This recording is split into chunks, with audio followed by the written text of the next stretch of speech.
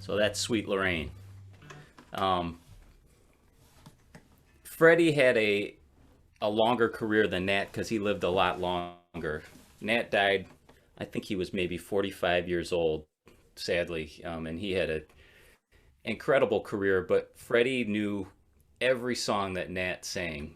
I know because we used to do kind of long road trips that would start in Atlanta where Freddie lived, and he had a basement full of records and CDs, and so sometimes I would raid his basement before we left, and he had the complete Capitol recordings of Nat King Cole. So I said, all right, I'm going to bring this box set. We were doing just a grueling month of one nighters through the rural South, which those tours could be kind of a drag, and we did some much nicer and more luxurious stuff too. But that's when we were grinding.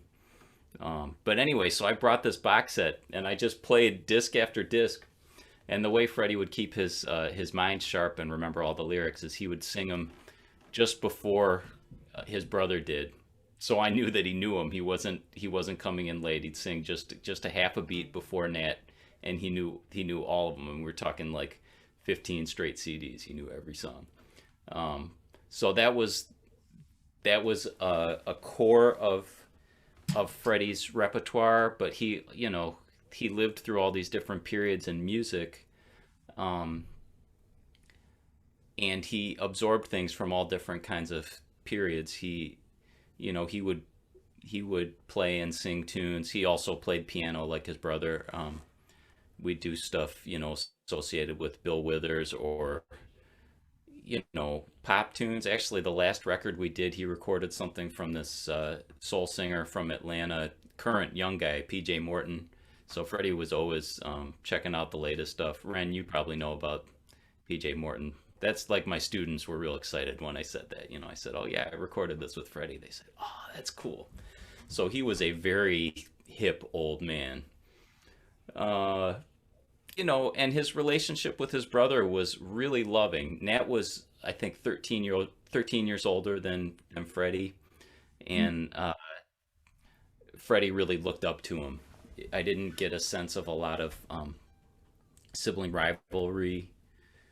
Although, they had funny stories like any brothers. I remember Freddie told me one time his family lived in Chicago and Freddie had moved to Philadelphia, and Nat was driving from Chicago to Philadelphia to see Freddie. And so their mom, she asked Nat to bring Freddie some pies because she cooked really great pies. And so Freddie knew this, he had talked on the phone with her.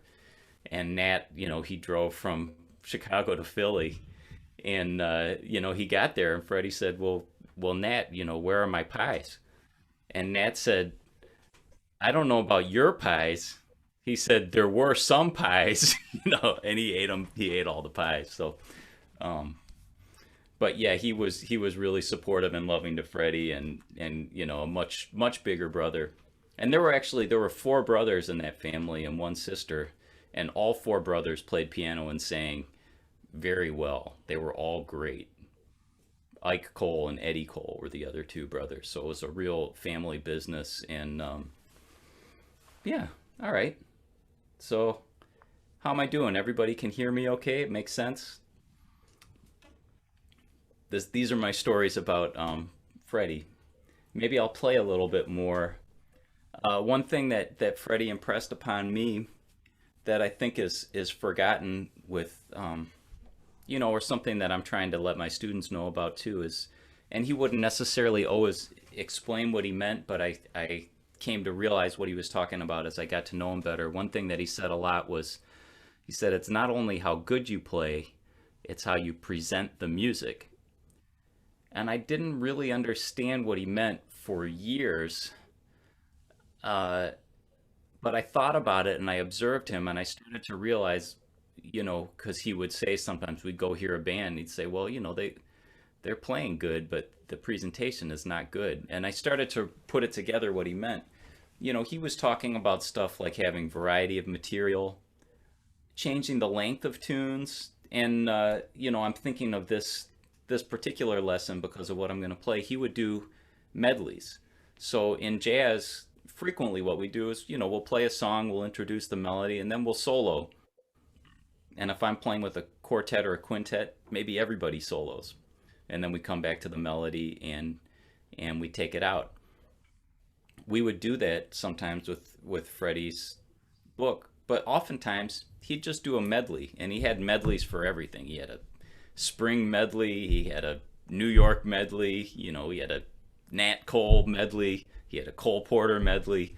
And on those, when we were doing medleys, he might not even finish the song. He might do half a song, do another song, come back to it, and it kept variety for the audience. So I'll just do a little mini medley, two tunes, since we're coming up on spring. I was thinking about this. So this is Lost April.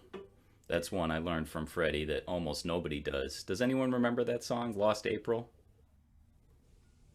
All right, it's been lost. It's an old song. And the other one you probably know is called You Must Believe in Spring. And I've been thinking about that because I'm hoping that, things are getting better after a very hard year. So.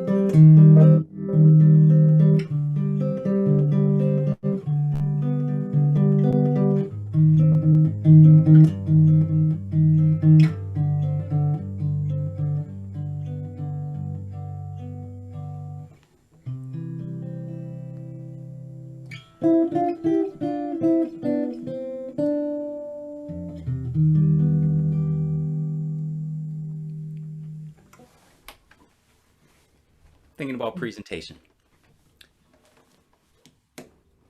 All right. Hmm.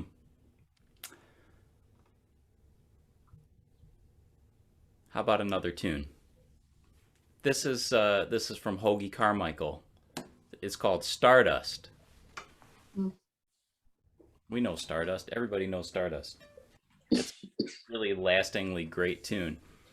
And to me, the beauty of playing jazz in general is we have a freedom and a responsibility to put our own stamp on how we play these kind of familiar tunes. So, um, I take chances. I try to orchestrate the melody in ways that are interesting, but hopefully not obscuring the song too much. And Freddie always had something. He always had something, some way of again presenting the tune that was interesting. And it wouldn't necessarily always be something that grabs your attention, but you'd feel it. Some little rhythmic hits where the piano and drums would play together, or something, so it didn't feel like four musicians doing their own thing. We felt like a band, hopefully. And as I was in the band for a while, I ended up doing a lot of the arranging on the records, and that was a great experience too. But solo guitar, it's an orchestra all to itself, and as I mentioned, it's something I've been working on and trying to get a little more comfortable navigating.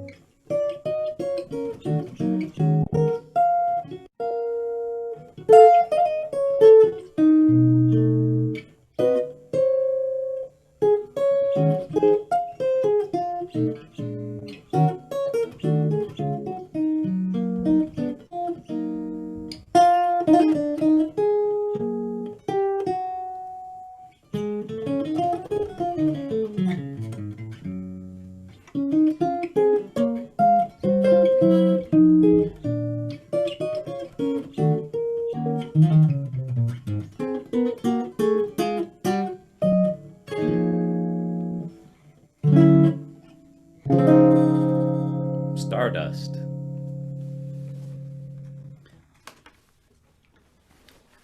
Uh, a lot of what I got from my experience with Freddie was non-musical. Thank you for the emojis. I love emojis. I just learned about emojis on my cell phone recently, and also GIFs for my older friends on this call. I don't know if you know what GIFs are, but you can on your cell phone you can actually search for like a video of anything, little clips from The Simpsons or anything. So, I've started, especially with my students, they really like it if I just respond with GIFs. So, all right, now I'm really losing my focus here. I was doing pretty well, and it's getting silly. So, yeah, Freddie is wired very differently than me. I tend to be high, bordering on obsessive compulsive with practicing, and highly attuned to fiddling with details, and I'd say maybe hyperactive and a little anxious. And there's some positives and some negatives in there, but that's me. That's who I am. Freddie was the coolest person you ever met in your life. I mean, we were in some very stressful situations, travel or otherwise, and this guy just never broke a sweat, and he'd just always say, calm down, Randy, everything's cool. That was that was his demeanor, and it really had a very large impact on me, and it kind of helped me mitigate my natural tendencies as a person. I would say, I'd be, buzzing around. I'd say, well, Freddie, I got to work on my orchestration skills, and I got to be practicing up tempos, and I need to learn some more tunes, and I really want to make sure I'm doing this and this. He'd say, Randy, calm down. He said, you can't do everything all at once. He'd always say that. And the other thing, is I would sometimes be a little overly self-critical or something, and say, boy, I was frustrated tonight, and Freddie would say, Randy, nobody's goof proof. And I loved that. And that's not to say that he didn't maintain a very high standard, because he always did, and he was a consummate professional, but he really trusted himself. And and as he got older, there would be lapses. When I first met him and first was playing with him, he would never miss anything. He'd never forget anything. But um, you know, time takes its toll, and sometimes he'd play an intro, and then he'd look up and he'd realize he was playing the intro to the wrong song, and we were facing each other on stage always, and he would just laugh. He'd laugh. That was it. So that really was really great for me, and again, it's something I try to help my students kind of cool out, because I see them going through a lot of the same stuff I did when I was younger, and Freddie had a really great. I'm probably going to be another hour or an hour and a half. I think I'll finish. So if you want to fix your dinner and eat, I'll just.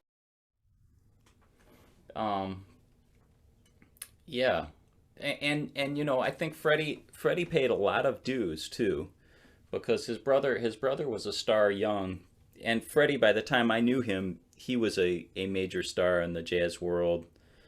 I met Freddie for the first time in 1999. I had just moved to New York. I was 22, and so I guess that would have put him at maybe 67.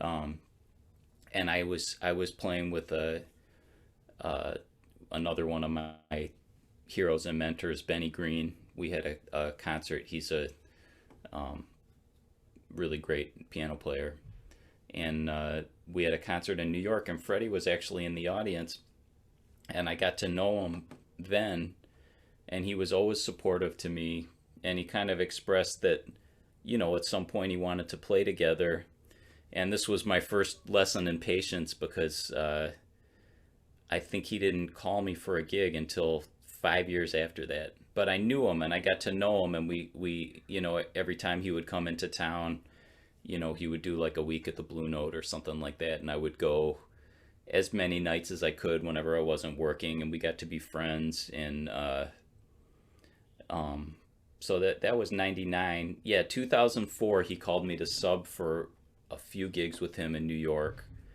Um, and at that time he started, maybe a year later he asked me to join the band, but I was in the middle of um, some really heavy and well paid touring with a pop group. It was the only time I've done that. There's a pop singer named Michael Bublé, and I traveled with him for 3 years. And it was not something I connected to in the same kind of emotional and creative way as I did playing with Freddie. And I actually talked to Freddie. I said, I'm missing, I was missing some gigs with some other people I really looked up to. And I said, and I really want to play with you. I said, what should I do? And he said, because at that time I was not really thinking about the money. I was happy to be making it because I had been not making a lot of money prior to that, but I really didn't need that much. I was a young single guy, and I was mostly thinking about music. So I said, Freddie, I really don't want to do this. And he said, Randy, just be patient. He said, someday you're going to have a family. You're going to need that money. He said, you might want to buy a house. And he said, just do it for a few years, and then you can do what you want next. And he was right about every one of those things. So late 2006, that's when I joined his band. And I was still very nervous, even though I'd known him for a long time. Because one thing about Freddie is he was very quiet also. So until you really know him, it can be a little bit hard to read and, intimidating. Because this was a guy who grew up in the same house as Nat King Cole, and so he might, come home and Count Basie sitting in his living room, or Frank Sinatra, and like these are the people he grew up with. And certainly heard and played with all the greatest guitarists of all time. And I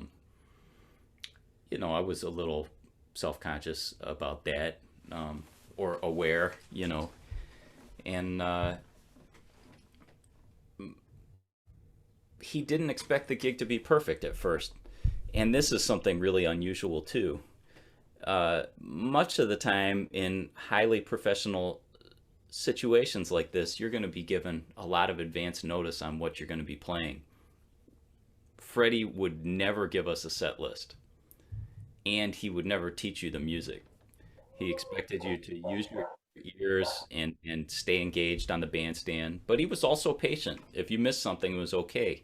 I mean, he didn't want you to come back and miss it the next night, but he never gave me a part. He never handed me a piece of music, and he almost never told me what to play. Maybe never. Maybe never. I'd ask him, I'd say, Mr. Cole, is this okay? What should I do? He'd say, just listen. So he might have figures that he'd play every time on the piano, accompanying himself. And then it gave a lot of freedom to me as the guitarist. We were playing quartet most of the time, with drums and bass. And it gave me choice. I could say, I can play the hit. When I say hit, I mean a chordal accompaniment. So, uh, he might, sing, I just found out about love and I like it. That's the hit.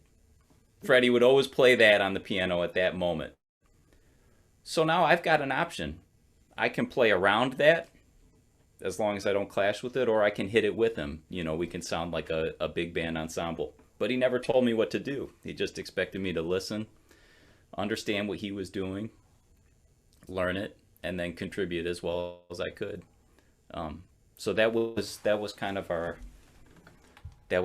musical dynamic, in terms of the gigs. And I was with him for 15 years, and when I first started with him, we would be on the road more than we were home.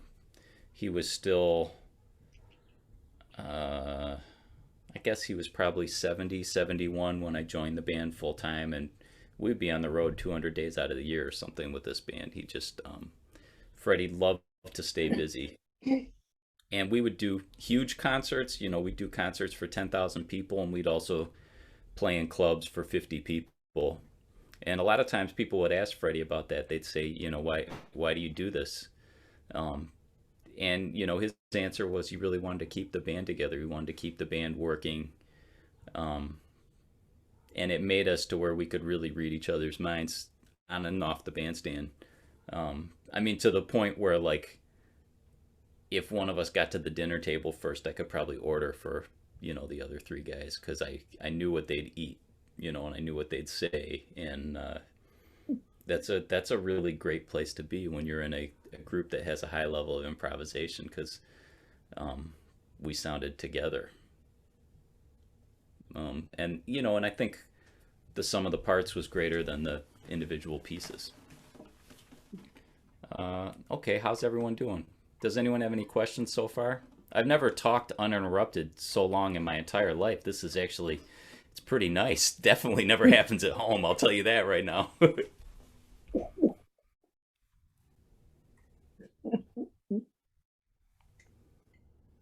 What kind of music do you all listen to?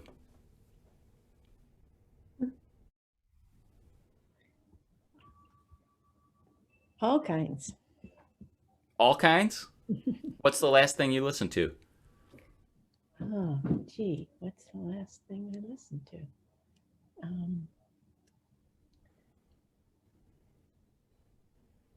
I believe it was a quintet by, I'm trying to remember, one of the ones that died young, Schumann. I'm gonna Oh, go. wow, great. That's cool. Beautiful. Classical. But I've been listening to a lot of jazz lately because of Nate Chinnon's book. Oh yeah, what stuff have you been listening to? An awful lot of piano, but I am curious about when the guitar became part of, a regular appearance in jazz groups. Oh, that's a great question. And I see another one from Sandy as well, so I will get to that next. So guitar has always been there, but the role has changed. And part of that is due to the evolution of the instrument. In the heyday of jazz, there were no electric guitars. So, if you listen to Louis Armstrong's recordings from the 20s, sometimes there'll be a banjo player and sometimes there'll be an acoustic guitar player.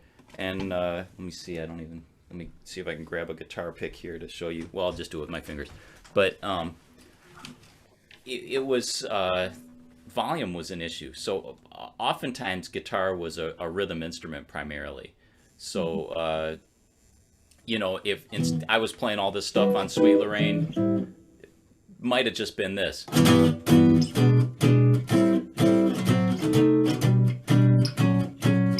It's almost a percussion instrument.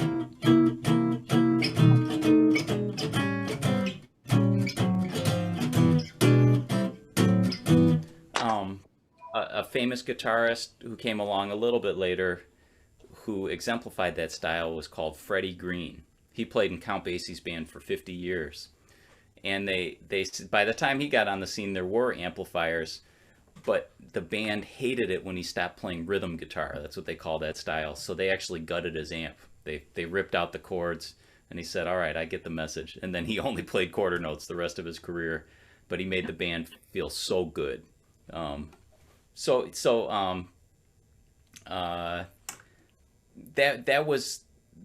was how guitar was used. Now then, some virtuosos came along, like Django Reinhardt, and he was still playing on an acoustic guitar. So the most of the groups he played in didn't have drums, because he had incredible power and projection, but they're still only so loud you can go. But things really started changing in the late 30s when amplification was introduced to the guitar, and then the guitar became a primary solo voice with a rhythm section, in the same way that saxophone or trumpet was so, of course, as we know, all the greatest groups always have to have guitar.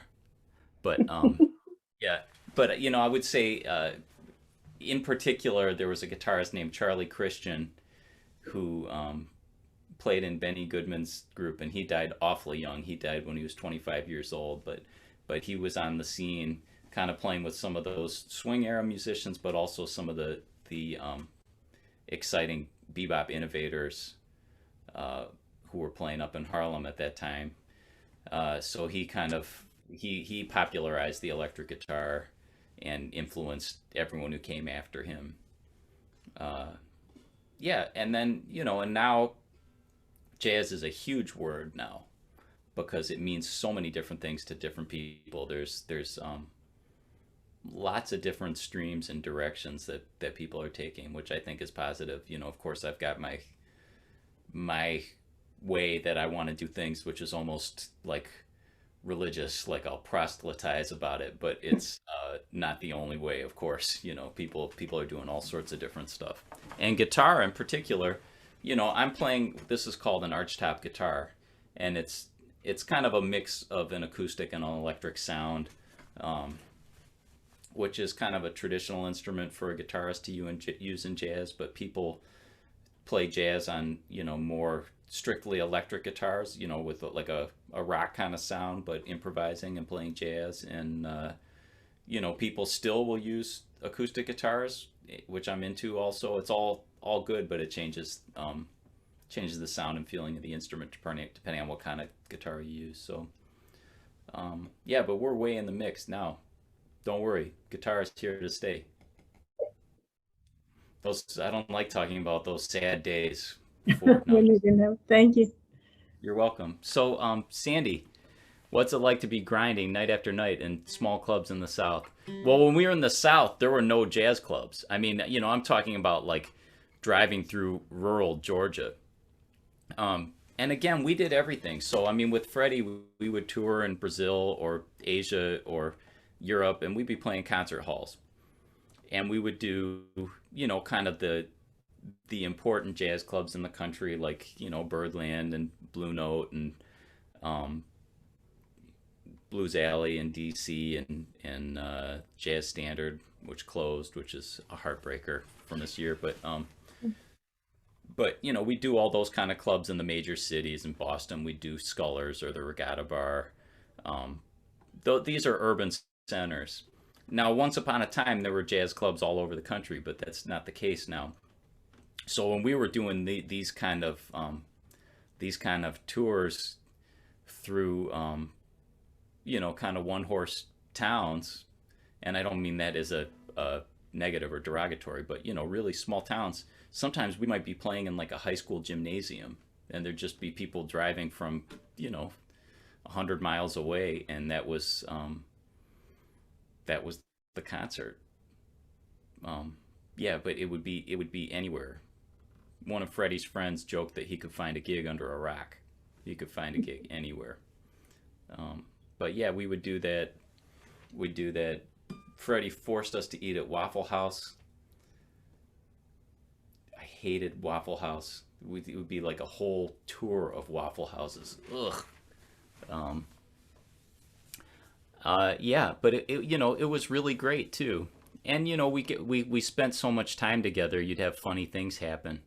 I remember one morning, sometimes when we were really way out there, you'd have to leave really early in the morning to get to the next gig. So I think we were somewhere in rural Iowa, and we left the hotel at like 4 in the morning because we had a 4-hour drive to the airport or something, and we were flying somewhere else that day.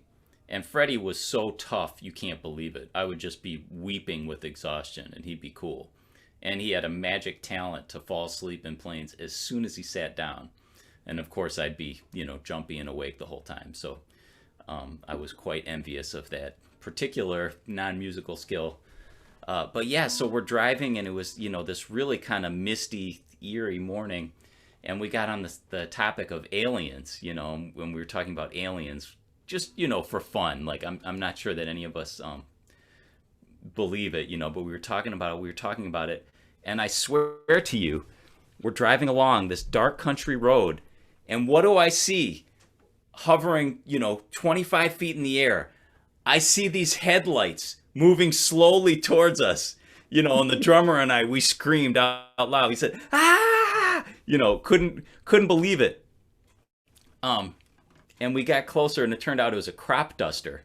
They have these giant wheels and the headlights, but that was really great. I mean, it was like something from a sitcom. You can't script this. So we had all sorts of fun stuff like that. Yeah. I don't know, but yeah, we had a wonderful time. We met a lot of great people, and music is such a great way of connecting to people. I mean, I love that you can go anywhere in the world, and if there's a groove, we can all get into it. We're all tapping our foot to the same beat, and it's such a wonderful, like, human way to um, interaction. Okay, I keep WKAR FM on in the background since I've been stuck in the house. Good choice. I go with that. I love radio. Terrestrial radio is nice. Do you feel that electronic has ruined the importance and, in my mind, the better contribution of acoustic? Um, I think anything can be done with taste and with quality, or with insensitivity. And I mean, I do think that overamplification is problematic. And it depends on what you want to do. I mean, like I mentioned those years with Michael Bublé, and that was ridiculous to me, sonically, in terms of how we presented stuff. I did not like it, but it's what it was. We were playing in arenas for 15,000 people, and it was so amplified you cannot believe it. I mean, like rock concert levels, but I was still playing this kind of guitar for most of it, and but that was just what it was. So I mean, to me, music ideally should be in a small room with a small amount of amplification. That's it. But the great guitarist George Benson, he told me the goal of playing with an amp is hi Jack, is to make the amp disappear. So depending on how I touch the guitar, you might not really hear the amp, or it might not color it too much. It might just, make the sound a little more full. So I'm actually all in favor of electronics, but I like to keep the most natural sound I can. And I like playing with drums. So, when you play with drums, you need something on this kind of instrument. So that's the reality, and it's perhaps a compliment or a compromise, but if you use the amp in the right kind of way, it can actually kind of warm up the sound in a beautiful way. Okay. Are you a collector? Do you have a favorite guitar? Does it vary depending on the type of the music? I'm not an avid collector. I've mostly just been playing this guitar lately, and I've almost always played arch tops. Again, for certain kind of jobs, I have to play different kinds of things, and I really love classical guitar, and I admire people who play rock guitar well. It's just I have not dedicated myself to it, and I feel like I have my hands full. So this is my job, and I've played many fine instruments built in this kind of style, and I really like this one. And they put my name on it. I like that too, because sometimes I forget who I am, and now, if I forget, I just look down, keep my name on everything. Um, yeah. Okay. This is from Evan. I had a very specific music-related question. How do you break out of the habit of playing the same licks and patterns when improvising, especially on guitar? Okay, I think I can make this fun for everyone, even if you don't play. Um, Improvisation is mostly about preparation and giving it some thought, and it's composition, but it's happening fast. So what I would suggest is I love Jim Hall. That's easy. Um, so what I would say is I'd say, all right, let me just take three notes and let me think about all the ways I could use it. Uh, this is the beginning of a C major scale. Now, how could I improvise with this? How could I improvise with a C major scale, the first three notes. What are the things I could change? I could change the length of the notes. I could change the rhythm. So I'll turn a metronome on so you can hear a steady beat against it. So you can hear how I'm changing the rhythms. I could play on the beat. I could play the upbeats. Already a different feeling, and I shorten the notes. I could scoop a note.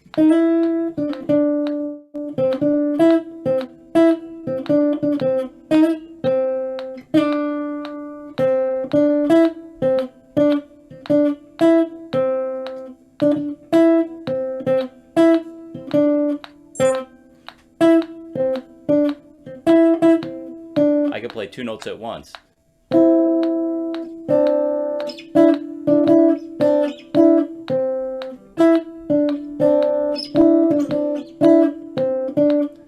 I think I've already got some options with three notes, which is not a lot. It's not a lot.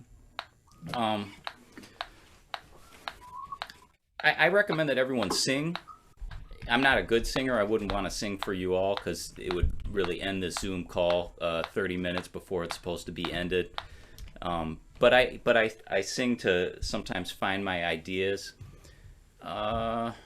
What's a song, Evan, that you know in this style? How about Round Midnight by Wes Montgomery? Okay, Round Midnight's by Thelonious Monk, but I know that recording very well. The Wes Montgomery version, sorry. So Round Midnight.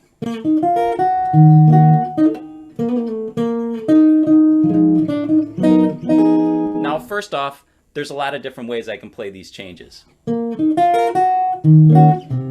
could do this. Boo, boo, boo, boo, boo, dee, do. Some people go here. Boo, boo, boo, be, do. But I could also go here. Boo, boo, doo, be, do. Boo, boo, boo, boo, boo. Right there, in that moment of the song, this is what Thelonious Monk plays. Also.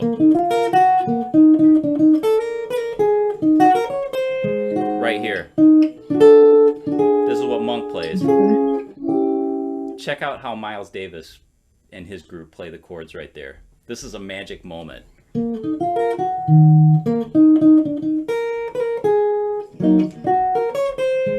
Check this out.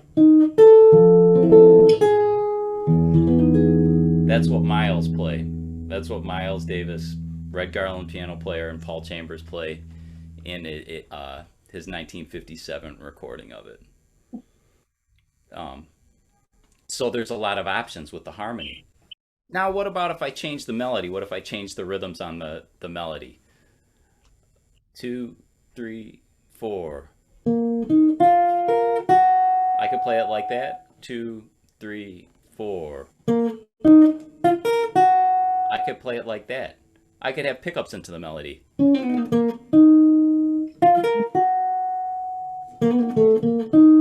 So right there, I put a little ornament, personalizing the melody.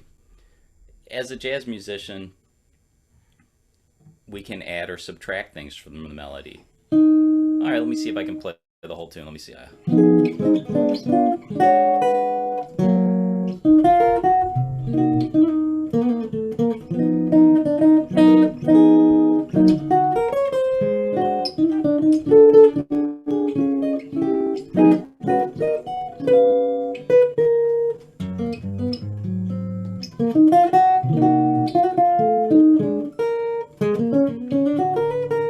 So right there's a pause in the melody. When there's a pause in the melody, I can leave space, I can leave silence. I could play a single note run like I did. I could play something intervallic. So I'll do that spot again. Let me do something intervallic. So that wasn't a single note run, right? That was a, double step. I could do something chordal.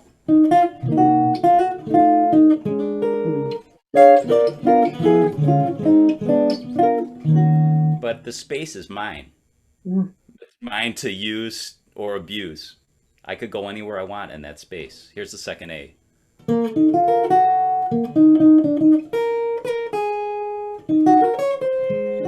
By By the way, I really love you for saying two special things: Round Midnight and West Montgomery. Those are like the two of the greatest words you could have said to me.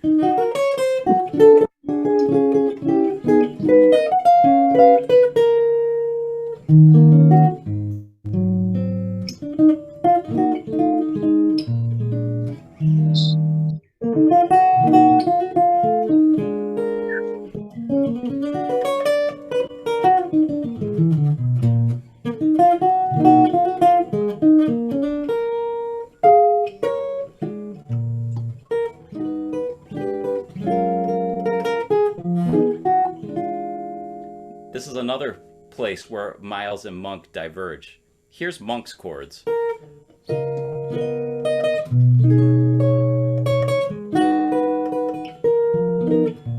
Pretty cool. Here's what Miles plays.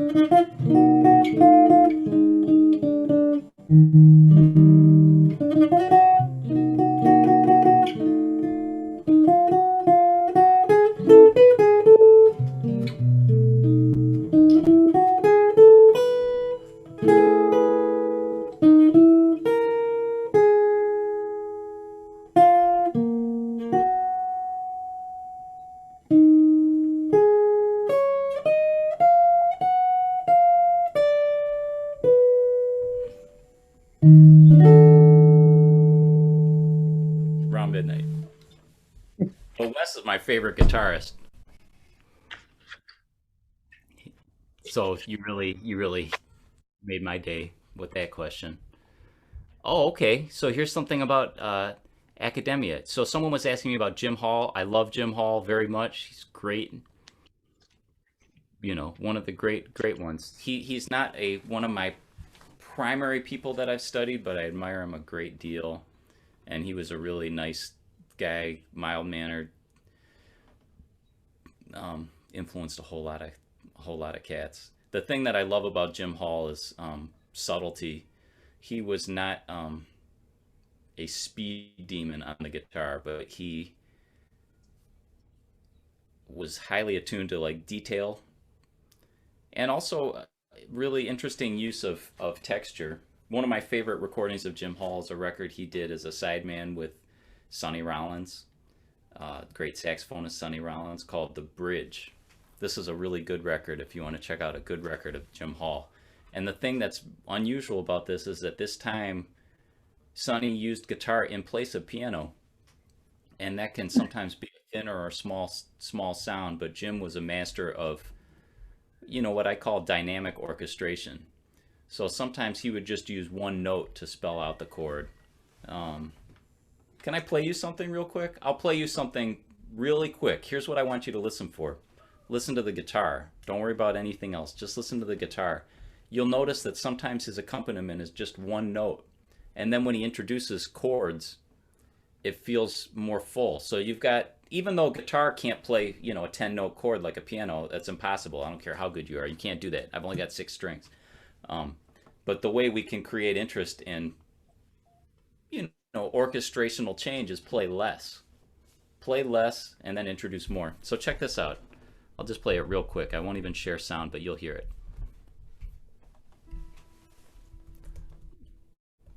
This is a standard called Without a Song.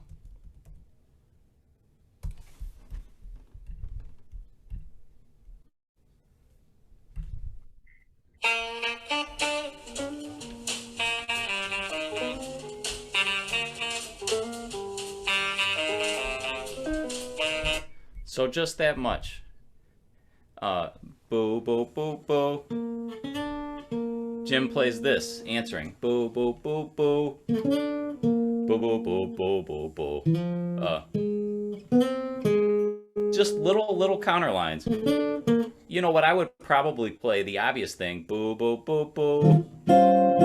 Ba-da-ba-da-ba-da.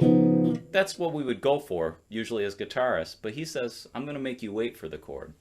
So listen again and then wait. You're going to hear chords in just a second.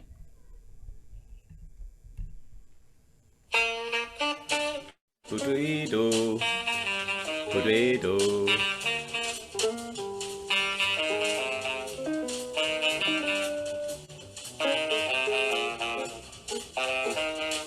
Hear the chords? Hear the chords?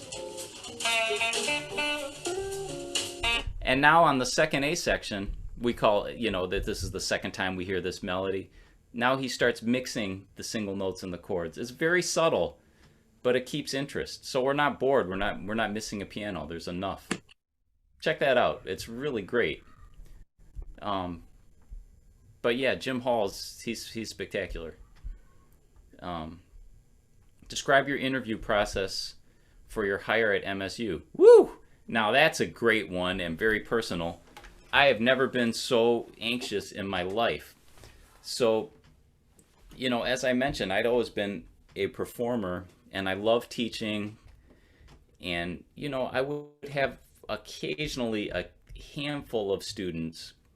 But when my wife was pregnant with my son, Jack, who is almost 8 now, I started thinking about the complexities of our life because we were living in a 1-bedroom apartment in New York and I was gone a lot. Financially, we were doing okay, but for me to make the money, I had to travel a lot. So, in other words, when I was home, I was not making as much as when I was traveling. So, I had to stay on the road. And, I wanted to be a dad too. So, we started thinking about, I was hoping to get some part-time teaching in the city so I could travel a little bit less, but, make some money at home. And, also I was starting to find that I really liked teaching more, like the few students I had, the new school university, they have a program where a few semesters out of your undergraduate career, you can just pick a teacher at large and the school pays them, which is kind of weird actually, because there was like, I never even talked to anyone from the school, but I'd have a student say like, yeah, I'm from new school, I want to study with you, and they'd send me the checks and they'd come over to the house and we did the lessons. But it's kind of strange but cool, I guess. I like better having a teacher that's responsible for you. So but so I had some college level students and I really loved teaching them. My wife would always tease me that they'd be like slowly backing out of the room and I'd be grabbing them back in and say, one more thing, this. And so I still have that problem actually. But yeah, so I had started to teach, I was into it, and I was trying to change my lifestyle a little bit. And then kind of randomly, I got a call from University of Michigan, and they had asked me to teach one time before, but I was traveling too much and I didn't want to fly back to Michigan to teach at that time. But this was something I was kind of interested in exploring at this time, and so they asked me again.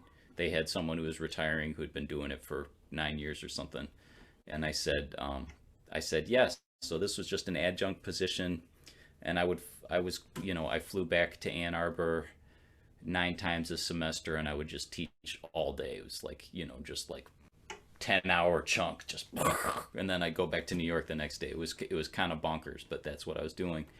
And they were talking about maybe turning it into like a half-time position or something, and so my wife and I were mulling that over and what that might mean. And at this time I was pretty resistant to leaving New York because New York is the center of the music, and that's where most of my heroes were, and I was playing a lot, and it had taken me a long time to be able to do that, and I was reluctant to compromise that. But then I got a call from MSU, and they told me that they were starting a search for a tenure track position, a full-time position here. And I don't mean to brag, but MSU is the greatest jazz program in the world. I really believe that. It's a really special place, and our students play so good. It's just disgusting how good they play, and the administration is really invested in this program too. So as I mentioned, like at U of M, I was flying back, and I would spend 9 days with my students, but I see my students here every single day because there really has been a decision at the top to take the jazz program very seriously here. So we're all full time, and the students get the benefit of that. They see too much of me. They'll be walking in the hall, and I'll say, "Did you finish such?" And they say, "Oh, woo, I'm going to get to it." Or they pop into the office and we play a couple tunes, and it's a really positive situation. So anyway, they encouraged me to apply, and this was very new to me. The whole I didn't go to grad school, and actually I started touring just before I finished my undergraduate degree. So I felt academically a little bit new to the whole process, and so I was preparing my CV and getting letters of recommendation, and I took it really seriously in terms of how I prepared, and I thought a lot about what I wanted to do. But the interview process was very intense. So I was lucky enough, I got an interview, and they brought in 3 finalists, and the interview was actually a full day. So they had me scheduled from 9 to 5 basically. Like there was an interview with the faculty, there was an interview with the dean, there was an interview with the student committee. I played a concert with the faculty for the students. I'm trying to remember what else. There was a lunch with faculty, and I taught a class. But yeah, I mean, John, you probably went through something similar. But yeah, I remember I slept maybe 3 hours the night before because I was so nervous, and I couldn't sleep the night after either because I really wanted it. Like this, our department chair is one of my heroes, Rodney Whitaker. He's just the greatest bassist and human you can find. And I knew him growing up when I grew up in Michigan before I moved to New York, and he was kind of like a larger than life figure for those of us who love this kind of music when I was growing up. And and he's kind of assembled a team of people who play that kind of way and care about the same stuff. So it was really exciting possibility. But yeah, that was it. I was really nervous, but I was I let them know that I was going to give the students everything I had, which I really meant. And obviously every part of my job I could always do better, but I will say that I've been really invested in my students. So okay, that's enough about that. I'm glad I don't have to do that again. I'll tell you that right now. Emily, how did you become interested in jazz? When did you start playing, and did you play guitar from the start or another instrument? I actually played violin briefly, but I was not that interested in it. I played it when I was, like in instrumental music in late elementary school and junior high school. So I learned, yes, I can play time after time. Um, uh, yeah, I learned how stringed instruments worked, and I enjoyed music, but I wasn't dead committed to it.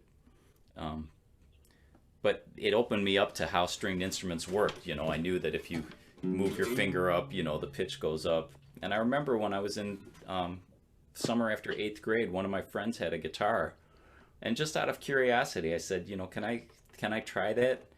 And when I held the guitar, it really was it was one of those magical experiences where you feel like in the 80s rom-coms, when their eyes meet and they fall in love, like this is the moment it's meant to be. Like that was how I felt when I picked up the guitar immediately. I just felt that and guitar is more than an instrument. It's a beautiful instrument, but it's also a iconic symbol of so many things. I mean, if you go to Spain and you listen to the flamenco guitarists, like they really they're passionate about the guitar, and this is a symbol of their music, and then in the United States, like this is, folk guitar is like a symbol of protest and social consciousness, and rock and roll guitar is a symbol of, rebellion and youth culture. And there's something really special about guitar. Perhaps I'm biased, but I think there's something different about guitar than any other instrument. There's something, even physically, it looks like a human body. I mean, with these curves in the neck, it feels human, and you hold it. You hold it like you feel the resonance of the guitar against your body. It's a special thing. So sorry, long answer, Emily, but yeah, I knew about music, but guitar really called out. And then I got a job sweeping floors at a guitar store in my hometown of Ann Arbor, and I just paid attention to what all the guitarists who came in there, so you'd have the classical guitarists, and they'd be doing this, and then you'd have like the metal heads, like with their long hair, and they'd be doing, this. And I just, I didn't know what I wanted to play, but I knew I wanted to play guitar. And then I heard some jazz records. I heard Charlie Parker, Miles Davis, stuff like this. And I said, okay, that's it. I'm doing that forever. And then I really haven't changed at all. I stopped maturing when I was 14. That's it. Yeah, okay. So I've got a request for Time After Time. That's great. And I'm taking a guess that you mean this one. Not this one.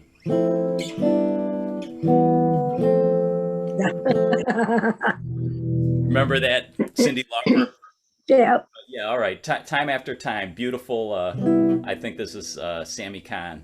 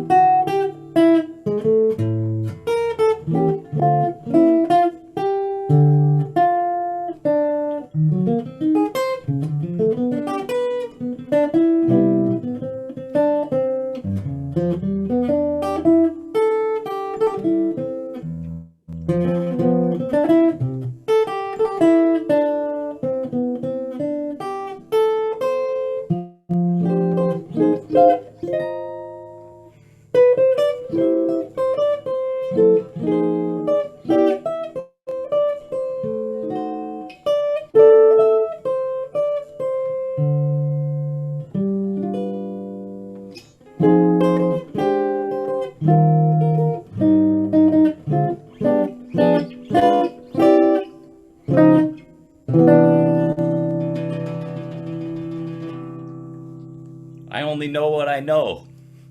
The passing years will show. What do you think of that song?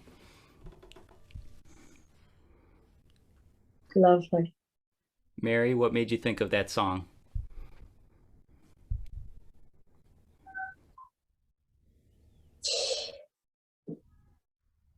maybe we lost her.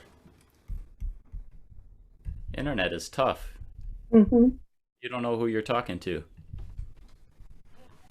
I see some of you. Anyone else have another tune? If I don't know it, I'll vibe it. I'll say, "Oh, that's a terrible tune. I don't like that tune."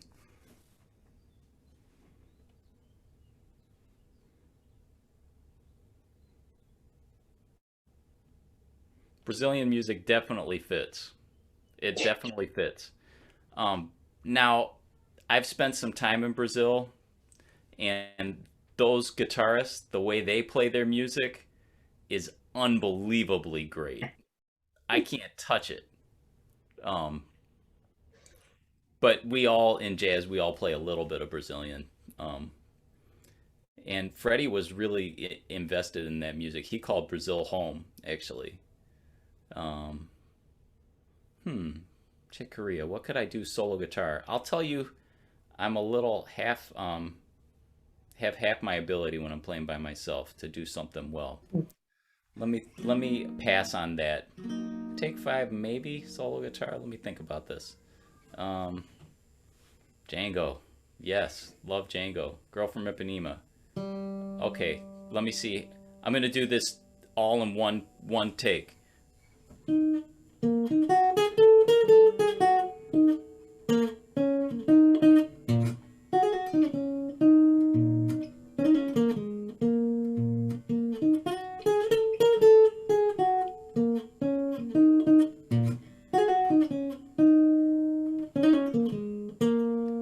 Now Django. Uh,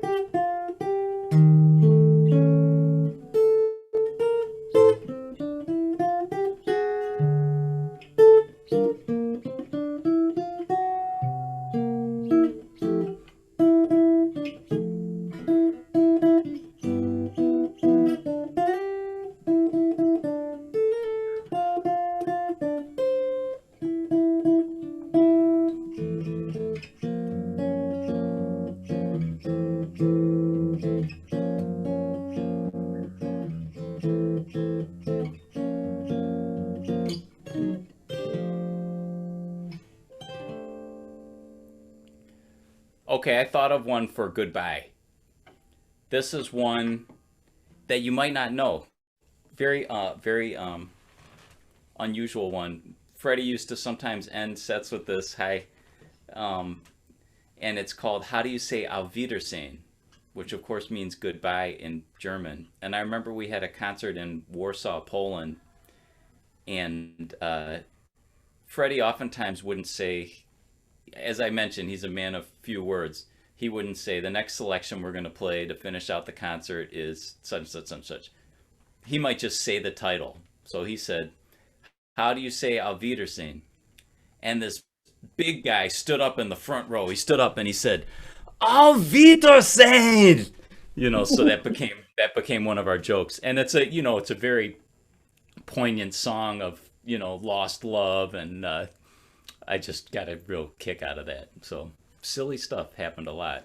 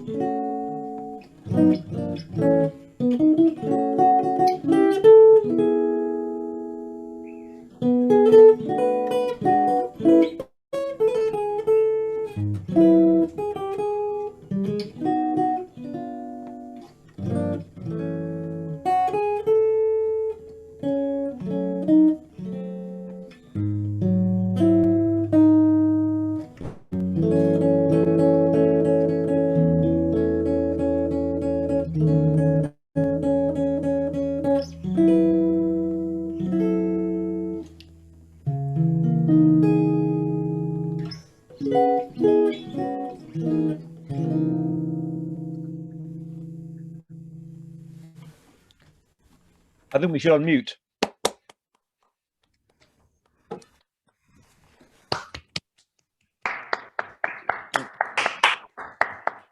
All so much. Thanks for having me.